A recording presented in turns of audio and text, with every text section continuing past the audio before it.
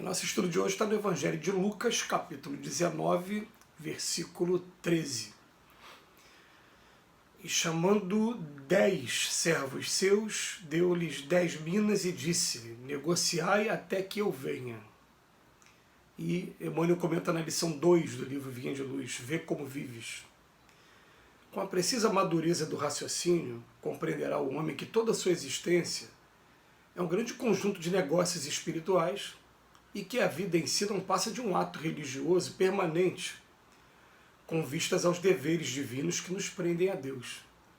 Por enquanto, o mundo apenas exige testemunhos de fé das pessoas indicadas por detentores de mandato essencialmente religioso. Os católicos romanos rodeiam de exigências os sacerdotes, desvirtuando-lhes o apostolado.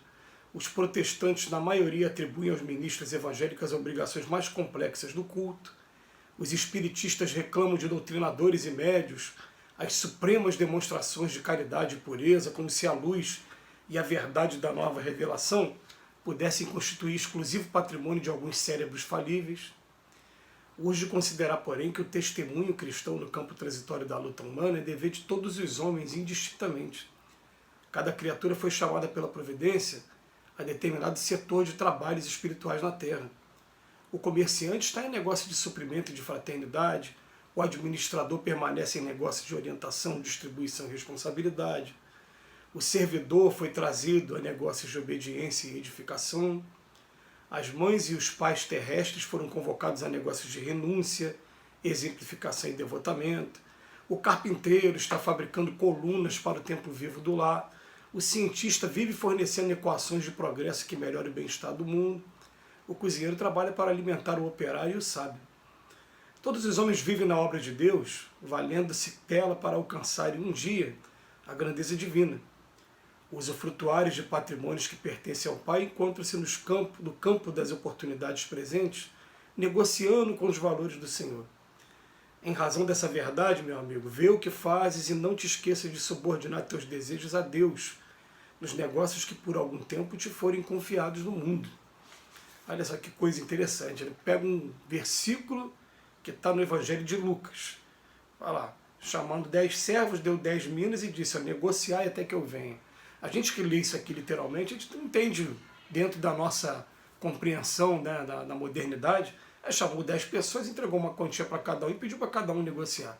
Aí vem Emmanuel chamar a gente para o raciocínio de que, na verdade, a nossa vida constitui uma negociação espiritual o tempo todo. E que muitos ainda não se dão conta disso. Isso é verdade.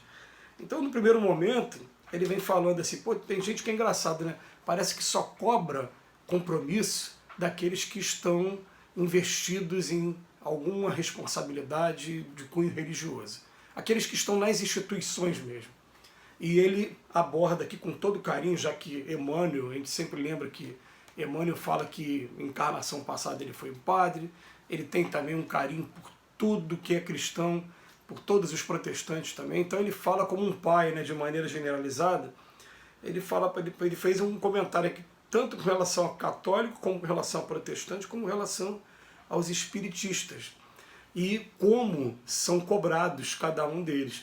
Ele que tem um contato muito mais próximo com o catolicismo, ele disse aqui que as exigências, né, que os sacerdotes imprimem, né, acabam desvirtuando até mesmo o apostolado. É um comentário dele, que a gente não vai entrar aqui no mérito, porque ele sabe do que ele está falando, eu não tenho esse conhecimento dentro da Igreja Católica. Ele fala que na maioria das vezes os protestantes também atribuem aos ministros evangélicos obrigações mais complexas do culto. Agora, quando vai falar da gente, isso é verdade. Parece que só pelo fato de você começar a falar que ser um doutrinador, né, ou então colocar a serviço a sua sintonia, a mediunidade, que a gente chama, ele fala, exige da gente supremas demonstrações de caridade, de pureza. Às vezes quer apontar esse ou aquele defeito, fala, tá vendo, fulano não é merecedor de ter essa posição, de fazer esse tipo de coisa, como se esse lugar fosse exclusivo de pessoas que são perfeitas. Quer dizer, por isso que até no meio espírita mesmo, a gente pode falar aqui de cadeira, que aí eu posso falar que eu sou espírita, muita gente não sai da inércia. Muita gente fica ali só na posição de chegar e sentar para assistir a reunião, a palestra, depois ir embora para casa.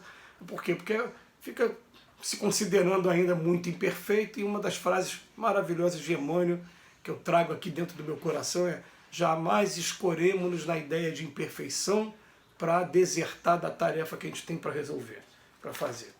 E depois ele veio chamar a nossa atenção, já que ele veio falar, né, já que a nossa vida é uma negociação espiritual, ele fala assim: ó, repara na posição que a gente está ocupando hoje. Cada criatura, cada profissão, né, que a gente tem aqui, eu vou nem falar profissão, porque a gente liga logo profissão à remuneração.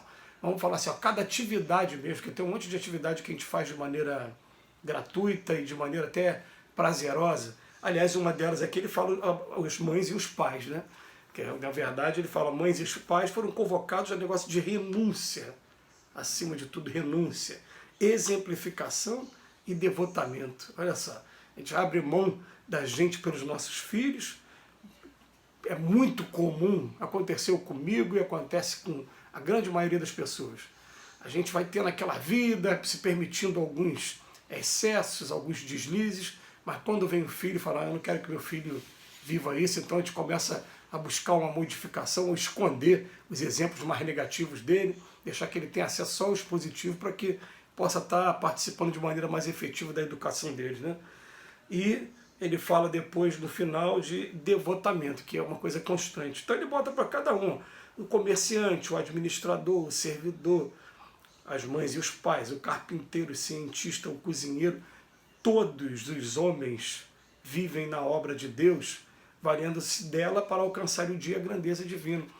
E é interessante quando a gente estuda a doutrina espírita, quando Leon Denis, por exemplo, vem falar assim para a gente, né, que o ciclo de encarnações é como se fosse uma espiral. E aquela espiral, né, que vai para cima o tempo todo.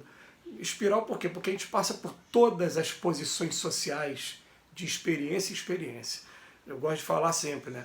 A vida é uma só, é a vida do espírito. O espírito é que mergulha na matéria e sai da matéria quantas vezes for necessário. Mas cada vez que ele mergulha na matéria, se ele for rico numa oportunidade, ele vai ser pobre na outra. Se ele for negro, ele vai ser branco na outra. Se ele for homem, vai ser mulher. Ele vai estar sempre fazendo essas experiências, não imediatamente na outra. A gente está falando de maneira, né, figurada aqui. Mas está querendo dizer para a gente que todas as experiências, em todas as profissões, nós vamos passar por elas e vamos aprender a valorizar cada uma, entender que às vezes a pessoa tem por opção mesmo uma determinada profissão, porque ama aquilo que faz e sente no fundo do seu espírito aqui que é para aquilo que ele nasceu para fazer, é ali que está a missão dele, está o trabalho dele, e ele se dedica a dar cumprimento àquilo ali. As pessoas ficam de fora assim: mas por que não tenta uma coisa melhor? Mas o que seria melhor? Né? Quem ousa dizer melhor? Melhor aqui na visão dos homens seria o quê? Aquilo que ganha mais. E será que ganhar mais é realmente melhor? Né? A gente tem que começar a pensar nesse tipo de coisa também. Né? A gente conhece um montão de gente que nem ganha tanto assim, mas se enrola bastante na vida com um pouquinho a mais que ganha. Então, aquilo na medida exata que nos deu prazer, da gente estar fazendo uma coisa para a utilidade de todos. E ele chama a nossa atenção aqui mais uma vez. Ele fala: usufrutuários de patrimônios que pertencem ao Pai. É uma figura do direito civil que não dá o título de propriedade para alguém, dá apenas de usufruto, usar e fruir. É isso que está acontecendo aqui na Terra, porque aqui a gente tem a propriedade de um bem imóvel, tá? Mas esse bem imóvel pertence na verdade a Deus, né? Pertence a esse mundo, e vai ter um dia que o sino da morte do corpo físico vai tocar para a gente vai descobrir que a gente não é proprietário de coisa nenhuma. Na verdade, a gente é usufrutuário de tudo que a gente vive nesse mundo. É tudo passageiro. Daqui a pouco ele vai embora, deixa tudo para trás. Então ele fala aqui para a gente, né, usufrutuário de patrimônio que pertence ao Pai, encontra-se no campo das oportunidades presentes, negociando com os valores do Senhor. Em razão dessa verdade, meu amigo, vê o que fazes e não te esqueças de subordinar os teus desejos a Deus nos negócios que por algum tempo te forem confiados no mundo. Vamos começar a pensar o que eu estou fazendo realmente, estou aproveitando a oportunidade que eu estou tendo de Deus, se eu estou querendo desejar uma outra tarefa, né? Vamos fazer por onde merecer, mas vamos principalmente ter a consciência tranquila de que a tarefa que a gente está investido no momento, a gente está procurando fazer o melhor que a gente pode. Que Jesus nos abençoe hoje e sempre.